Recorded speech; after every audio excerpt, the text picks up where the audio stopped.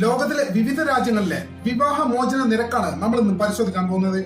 വളരെ ഉയർന്ന നിരക്കിൽ വിവാഹ മോചനങ്ങൾ നടക്കുന്ന രാജ്യങ്ങൾ എന്ന് പറയുമ്പോൾ Canada 48%, Netherland 49%, Sweden 51%, France 56%, Finland, Cuba തുടങ്ങിയ രാജ്യങ്ങൾ 57%, യുക്രൈനിൽ 65%, റഷ്യയിൽ 75%, മാത്രമല്ല ലക്സംബർഗ് എന്ന രാജ്യത്ത് 80%, സ്പെയിനിൽ 84%, പോർച്ചുഗൽ എന്ന രാജ്യത്താണ് ലോകത്ത് ഏറ്റവും കൂടുതൽ വിവാഹമോചനങ്ങൾ നടക്കുന്നത്.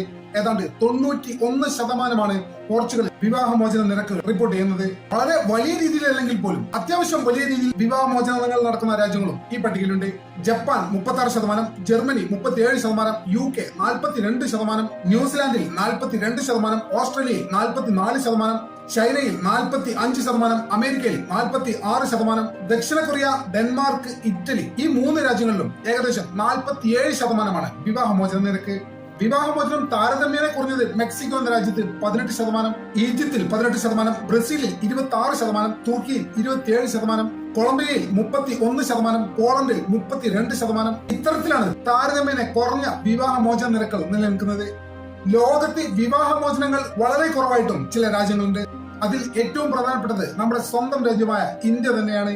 ഇന്ത്യയിൽ വിവാഹമോചന നിരക്ക് ഏകദേശം 2% മാത്രമാണ്. കുടുംബ കേന്ദ്രീകൃത സംസ്കാരം, സാമൂഹിക സമ്മർദ്ദങ്ങൾ, വിവാഹത്തെക്കുറിച്ചുള്ള പരമ്പരാഗതമായ കാഴ്ചപ്പാട്, ഈ കാരണങ്ങൾ കൊണ്ട് തന്നെയാണ് ഇന്ത്യയിൽ വിവാഹമോചന നിരക്ക് വളരെ കുറഞ്ഞ നിലയിലായിരിക്കുന്നത്. വിവാഹമോചന നിരക്ക് കുറഞ്ഞ രാജ്യങ്ങൾ ഇന്ത്യ മാത്രമല്ല, വിയറ്റ്നാം 8%, താജിക്കിസ്ഥാൻ 8%, ഇറാൻ 15%. ഒരു രാജ്യത്ത് വിവാഹമോചനം കൂടുന്നതോ മറ്റൊരു രാജ്യത്ത് വിവാഹമോചനം കുറയുന്നതോ ഒരു നല്ലതോ ചീത്തയോ ആയിട്ടുള്ള കാര്യമല്ല.